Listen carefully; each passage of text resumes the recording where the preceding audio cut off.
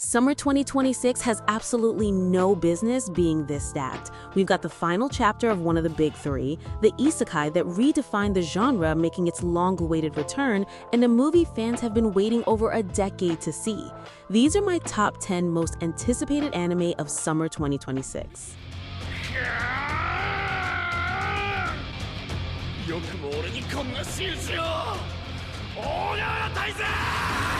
Coming in at number 10, Tomb Raider King. Yes, it's a manhwa adaptation. Yes, the solo leveling comparisons are inevitable. But here's what makes this different. The protagonist already knows everything, every trap, every betrayal, every person who wronged him. He's not grinding from zero. He's dismantling people who don't even know they've already lost. The studio is unproven, but the trailers look sharp. 役人に突き出そうかと思っていたがそれでは我の気が収まらんな At 9, Skeleton Knight in Another World Season 2. The gap between seasons hasn't cooled the fanbase one bit. What makes this series work is how it balances genuinely dark subject matter with a warmth that keeps it from tipping into bleak. The returning studio pairing means the action should hit just as hard, and Season 2 is pushing further into the world's larger conflicts. A reliable, satisfying fantasy adventure, exactly what it needs to be.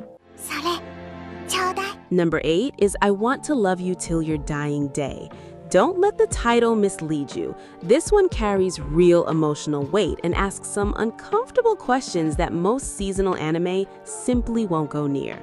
The character dynamic at the center is quietly unsettling in the best possible way. This could hit very hard, the kind of hard that people don't warn you about until it's too late. 慎一郎の童貞問題について議論する At number 7, Grand Blue Season 3. Grand Blue is back for a third season, and if you know the show, you're already grinning. Season 3 got greenlit almost immediately after the finale aired. That's how well it landed. It's technically a diving anime where nobody dives, which tells you everything you need to know. What it actually is one of the most consistently funny comedies in recent memory, built on two people making the worst possible decisions together. This time, the Catastrophe goes international. I have no idea what Palau did to deserve this, but the rest of us are going to be very entertained.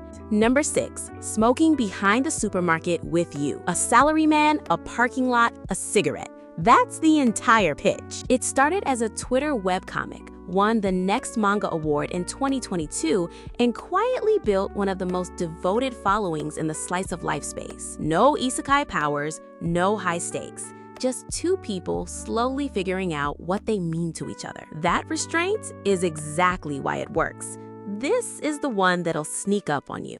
俺は何を間違えたんだもうやだこんな世界 At number 5, trapped in a dating sim, the world of Otome games is Tough for Mobs Season 2. Leon is the most wonderfully cynical protagonist in recent memory, reincarnated into an Otome game world where men have no rights unless they're noble or plot relevant, and who spent Season 1 dismantling the entire storyline through sheer spite.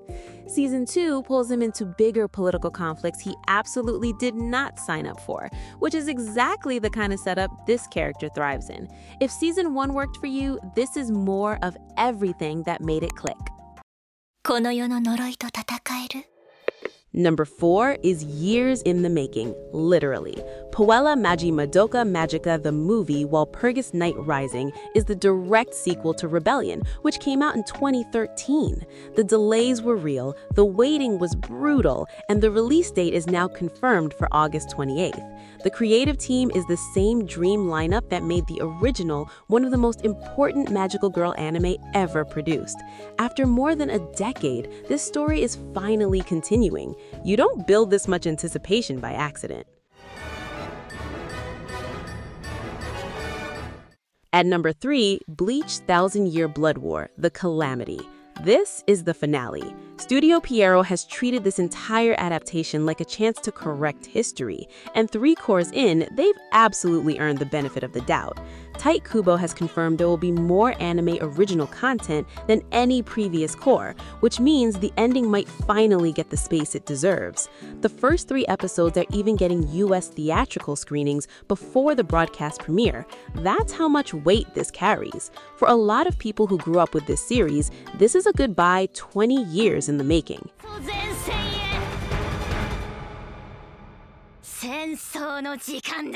Number 2, 9 years. That's how long Saga of Tanya the Evil has made us wait for a second season. And somehow, the fandom never went anywhere. Tanya Degarachev is just that magnetic. A villain protagonist unlike anything else in the genre, navigating a fantasy world war through sheer tactical brilliance and spite. Ali Yuki's performance is one of the most demanding in modern anime, and knowing she's back instantly raises the stakes. Studio Nut is returning, the key staff are intact, and if you know where the light novel goes from here, you already know why people are losing their minds over this one. Before we get to number 1, there were definitely a few honorable mentions that almost made this list.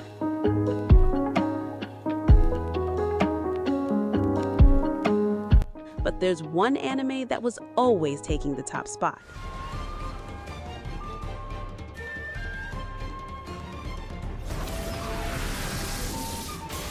And number 1 is Mushoku Tensei Jobless Reincarnation Season 3. Studio Bind was literally founded for a single purpose, to adapt this story completely, nothing else. And if you've watched this series, you understand why someone would build an entire studio around it.